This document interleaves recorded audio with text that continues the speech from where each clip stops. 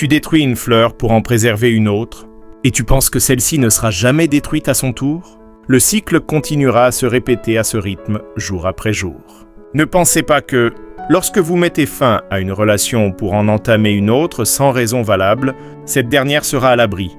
Elle risque, elle aussi, d'être éteinte par une nouvelle, comme ce fut le cas de la précédente.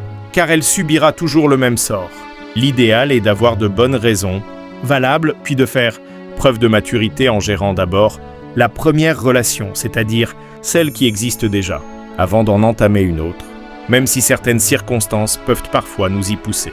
Mettez fin à vos relations d'une manière honorable en rendant tous les honneurs que votre partenaire mérite après avoir partagé ces moments merveilleux à vos côtés.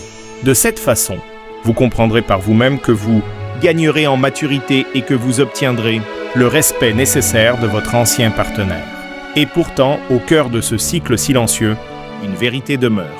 Ce que tu fuis aujourd'hui te rattrapera demain sous une autre forme. Rien ne disparaît vraiment, tout se transforme. Et chaque choix que tu fais laisse une empreinte invisible dans ton histoire. En changeant de fleur sans comprendre pourquoi la précédente s'est fanée, tu ne fais que transporter les mêmes racines fragiles vers un nouveau terrain. Ce n'est pas la relation qui est toujours en cause, mais souvent la manière dont tu t'y engages. Car aimer demande plus que des émotions passagères. Cela exige de la constance, du courage et une lucidité capable d'affronter ce qui dérange. Fuir, remplacer, recommencer. Ce sont des illusions de renouveau, alors qu'en réalité, tu rejoues le même scénario sous un autre visage. Grandir, c'est accepter de regarder en face ce qui n'a pas fonctionné. C'est comprendre que chaque relation est un miroir, parfois flatteur, parfois brutal, mais toujours révélateur. Si tu refuses d'apprendre, tu seras condamné à revivre. Mais si tu prends le temps d'analyser, de réparer ce qui peut l'être en toi, alors tu brises le cycle et tu deviens maître de ton propre chemin. Car au fond, il ne s'agit pas seulement d'aimer quelqu'un, il s'agit de devenir quelqu'un capable d'aimer sans détruire.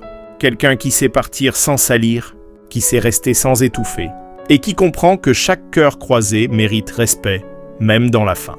Et le jour où tu atteindras cette maturité, tu ne verras plus les relations comme des remplacements, mais comme des chapitres.